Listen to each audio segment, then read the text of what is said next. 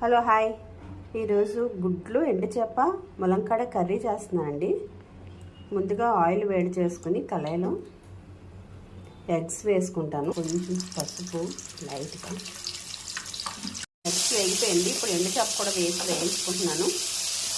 ఎండుచేపలు కూడా వేగిపోయింది, అవి తీసాను. ఇప్పుడు ములంకాయలు కూడా వేస్తున్నాను. ములంకాడ కూడా వేగిపోయిందండి, తీసాను. ఇప్పుడు ఉల్లిపాయ పచ్చిమిరపకాయలు వేసుకుంటున్నాను. ఇవి కూడా కాసేపుగా మగ్గిన తర్వాత మిగిలిన వేసుకుంటున్నాను. ఉల్లిపాయ కూడా వేగిపోయింది బాగా. ఇప్పుడు టమాటా వేసుకున్నాం. టమాటా మగ్గినంత వరకు మూత ఉంచుద్దామండి సిమ్లోనే.